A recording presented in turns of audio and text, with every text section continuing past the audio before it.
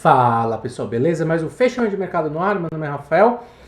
E o Ibovespa, né, a gente vinha comentando do estresse entre curva de juros e os preços estavam nas mínimas, né, todo aquele negócio que a gente estava comentando com a expectativa de um repique, e de fato foi confirmado esse repique.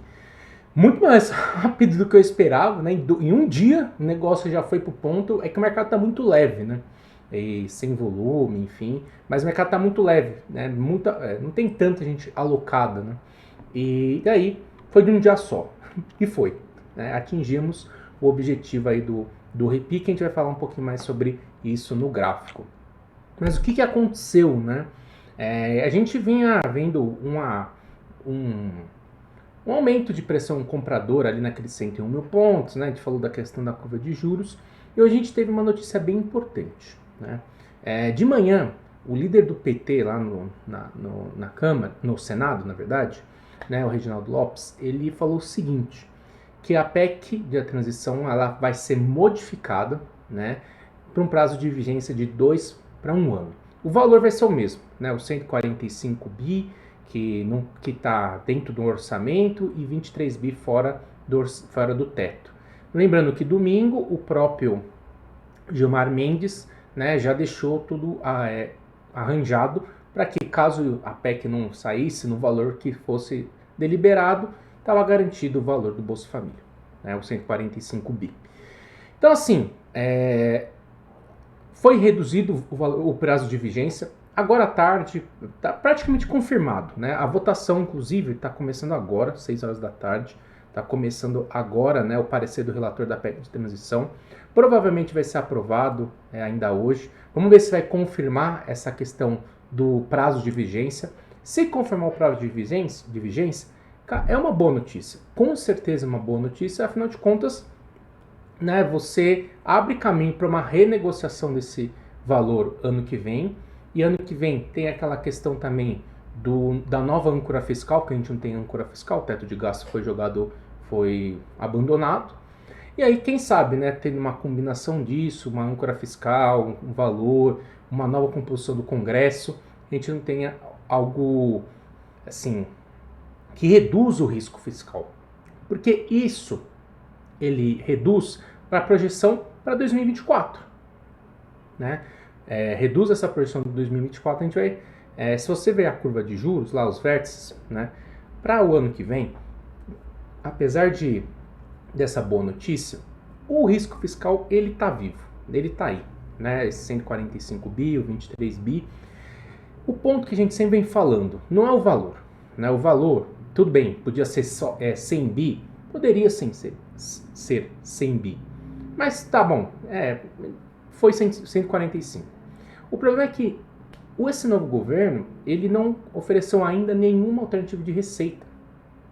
Não tem uma contrapartida para isso. A privatização não vai fazer, aumento de imposto talvez, a gente vai fazer alguma coisa, mas aí tem que negociar, né? Enfim, não tem algo assim de cara de fornecimento de receita. Muito pelo contrário, né? Aumento de gastos na nova matriz econômica, né? Estado indutor do crescimento, tudo isso gera uma expectativa de risco fiscal. E risco fiscal é lido, né, pelo Banco Central e pelo mercado como inflação, aumento da inflação, né? Porque você aumenta a base monetária, tem toda aquela questão de aumento de inflação induzida por gastos públicos, né? Impulsionado, alavancado por gastos públicos. Então, essa expectativa, esse cenário para 2023, ele segue, né? Ele segue, tanto que se você ver a curva, não mudou muita coisa a parte curta, né? Ainda segue projetando manutenção de juros em 13,75 ano que vem. O que mudou foi a partir de 2024 para frente. 2024 estava projetando, né, atualmente, estava projetando manutenção dos juros também em 2024. Agora está projetando uma queda, né, dos atuais 13,75 para uma queda aí próxima de 50 pontos. É muito pouco? Levando em conta que a gente vem subindo juros ao longo de 2022, levando em conta a desaceleração projetada para o ano que vem, que isso, querendo ou não, pode reduzir a inflação, olha quanto o risco fiscal coloca de prêmio na curva. Então, O cenário, ainda é muito cedo para a gente falar de reversão de cenário. Por isso que esse curtíssimo prazo ainda segue bem pressionado. Por isso que ainda a gente tem que ver como é que vai ser 2023, em especial o comportamento da inflação. A notícia é boa? É muito boa, sim, sem dúvida nenhuma. É uma notícia boa. Mas o risco fiscal, ele não foi apagado. Ele segue firme e forte e a gente vai ter que ver o que vai acontecer em 2023. Nesse primeiro, segundo trimestre, para a gente entender em especial projeção de inflação. Porque projeção de inflação influencia diretamente na taxa de juros. Tá? Então, querendo ou não, foi uma boa notícia, né? Trouxe esse movimento de alta, mas ainda estamos em tendência de baixa no curtíssimo prazo. Então, não é um movimento de reversão. Reverter uma tendência passa por diversos processos gráficos. Tá? Lá fora totalmente de lado, né? A gente só vai ver assim, S&P subiu 0,10, né? De lado. Petróleo também, tudo de lado. Minério de ferro, tudo de lado. A expectativa de quinta e sexta-feira. Quinta-feira a gente tem PIB nos Estados Unidos. Sexta-feira a gente tem o PCE, que é a inflação mais acompanhada pelo FED. Então, o dia em especial, o dia foi focado no Brasil. E aí, vamos falar somente dele hoje. Tá? Vamos focar aqui em Ibovespa, passar por uns papéis, né? Os destaques de alta do dia. Vamos lá? Bom, o que a gente tem aqui? Né, a gente vinha comentando dessa expectativa. Tanto que, assim, você vê, né, que ainda existe um prêmio de risco grande. Né? Se você for ver, vamos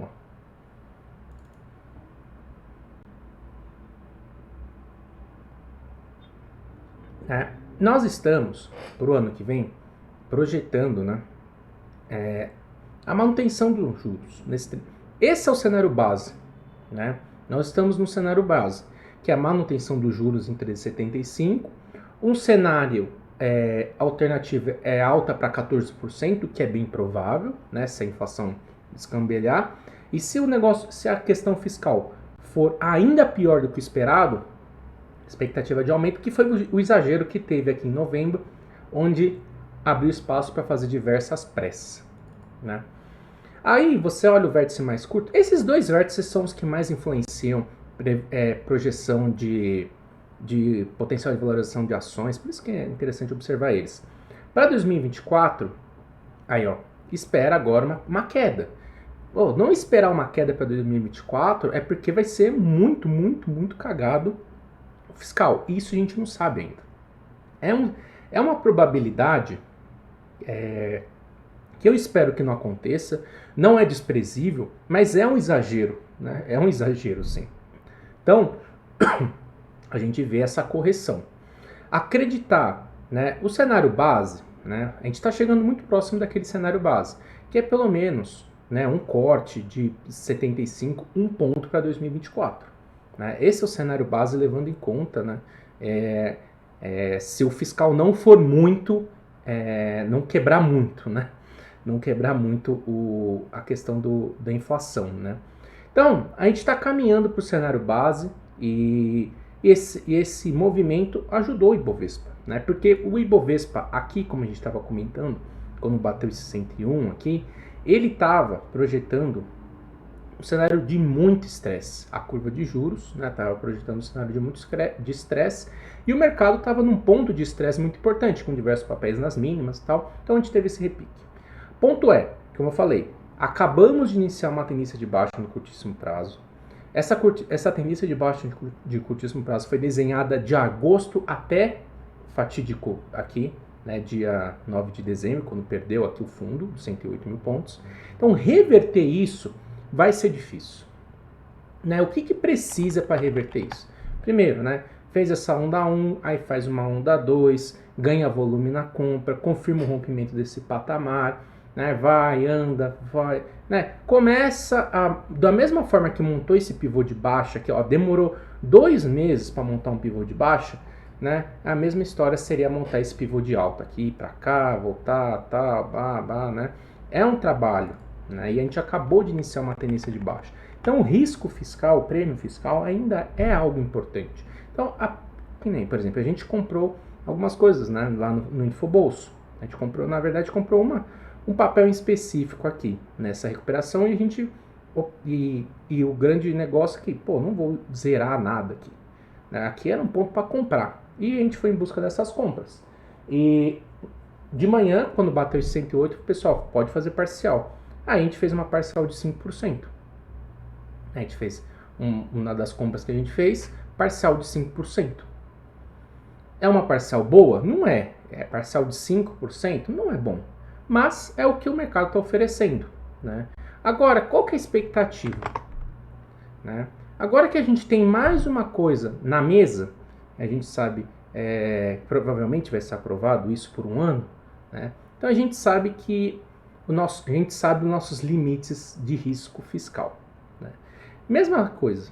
Qual que é o cenário aqui? Primeiro, aqui a chance de uma correção é grande. E aqui a gente tem que ficar de olho nesse retorno para o 104. Se eventualmente segurar aqui no 104, a gente pode tentar mais um repique, né? Não acho que vai romper esse 108 aqui com facilidade, mas ficar acima do 104 já é um sinal positivo contra a tendência. É a maior probabilidade? Não é a maior probabilidade. A maior probabilidade é o seguinte, é perder o 104 e ao longo dos próximos pregões perder esse 101, tá? Então, vamos ver como é que vai ser o comportamento. A força da tendência de baixa ela é forte. Ela é forte. Ela é bem forte. Ela é bem forte, né? Então, assim, vamos ver como é que vai ser. Né? Vamos ver como é que vai ser. Por enquanto, né, se a gente olha o OBV, não tem nenhuma divergência, não tem nada, tal. É um repique. Por enquanto a gente tem que tratar como um repique e por ser um repique, aqui era um ponto de parcial. Agora, pô, quero vender aqui. Você está a favor da tendência. Se quiser vender, né, abrir uma venda, alguma coisa nesse sentido, também pode ser executado. O que não pode, o que tende a acontecer diante dessa tendência de baixa? Ao longo de 2023, perder esses 102 mil pontos, 101, e aqui é o grande objetivo, 98 com 95. Aqui é o objetivo final dessa perna de baixo. Aqui o mercado de fato ficará bem atrativo, né?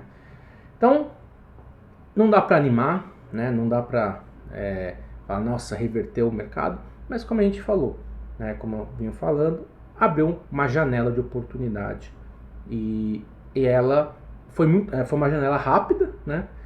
E vamos ver se ela vai ser fechada completamente. O que vai depender é a reação com relação aos 104 mil pontos.